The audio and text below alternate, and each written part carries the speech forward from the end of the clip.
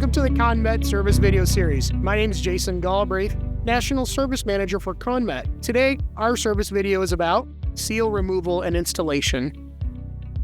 The wheel seal is a small but critical component of your wheel end, protecting it against contaminants that can compromise its safety and performance. Over time, the seal may wear out and require replacement. In this video, we will guide you through the best practices for seal removal and installation, including preparation of the seal bore and the cleaning and preparation of the spindle. Seal removal. The seal is on the inboard side of the hub interfacing the spindle. On drum brake applications, the seal can be seen when the brake drum is removed. On disc brake applications, depending on the rotor and hub type, the seal may appear to be deeper in the hub. Be sure to follow all of the safety procedures and equipment requirements of your organization. Starting with the drum brake hub, set it securely with the outboard side down, exposing the seal. You will need a seal removal tool, a seal puller, or adequately sized pry bar. Insert the seal removal tool between the seal and the bearing cone. Gently work around the seal, loosening it from the seal bore.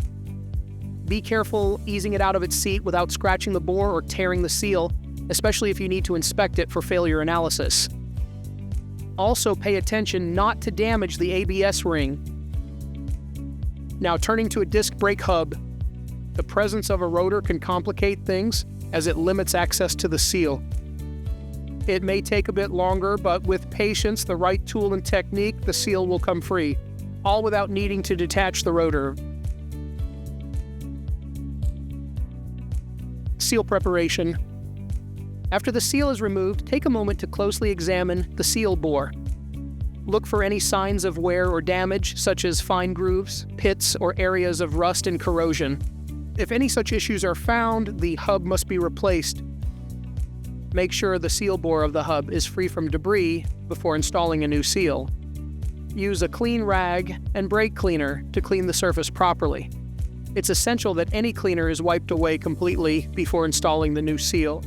With the seal bore properly cleaned, turn your attention to the spindle's seal journal. A thorough inspection is key, as small imperfections can result in leaks or premature wear.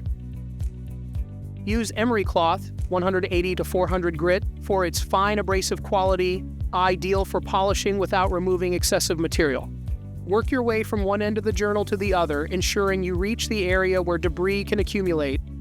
All ConMet aftermarket seals and rebuild kits include a spindle prep kit that includes 120 and 220 grit emery cloth and instructions to ensure your spindle is ready to accept the new seal. Seal installation. Using lubricant provided in the spindle prep kit or the lubricant that will be used in the hub, lightly lubricate the seal bore. Do not lube the seal OD, as the lube can squeegee off during installation and may appear as a false leak. Now that the surface is prepared, we are ready to install the new seal. Every seal is unique, and so is the way it fits into the hub.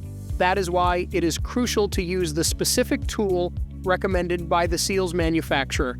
This tool is designed to engage with the seal's push points, ensuring even pressure during installation and preventing damage to both the seal and the hub. Many seals, including ConMet's own, allow the use of a properly sized rigid flat plate for installation. It is important never to hammer directly on any seal. As you begin the installation, align the tool with the seal. The seal should be flat and not cocked when installing. Using a small mallet, tap the installation tool to drive the wheel seal into place. Apply steady and even pressure. Patience and precision are crucial during this step. Pay close attention to the sound as you drive the seal into place. You are listening for a change in tone. This subtle shift signals that the seal is fully seated. It's an auditory cue that is as important as the visual confirmation. Once you hear the tone change, it is time to stop. The seal is where it needs to be, securely seated and bottomed within the hub. Now, using the lubricant provided with the spindle prep kit or lubricant used in the hub, lightly lubricate the inside diameter of the seal. Do not apply lubricant on the seal journal of the spindle. Wipe any excess lubricant off the air side of the seal and hub using a clean cloth. The hub is now ready to be reinstalled onto the axle. Please see our other service videos for hub installation instructions. To recap, proper tools and techniques must be used to ensure the correct installation and removal of seals. Proper lubrication and cleaning of the seal bore aid in smooth operation and prevent damage during installation.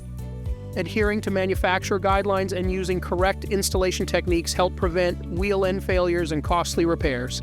Using specified tools helps prevent seal damage and distortion, which can lead to leaks and premature seal failure. By closely following the steps in this video and referencing the service manual, you will be taking all the necessary measures to ensure the proper removal and installation of seals in your hub assembly. Thank you for watching, and don't forget to subscribe to our YouTube channel so you can watch more service videos like this. See you next time.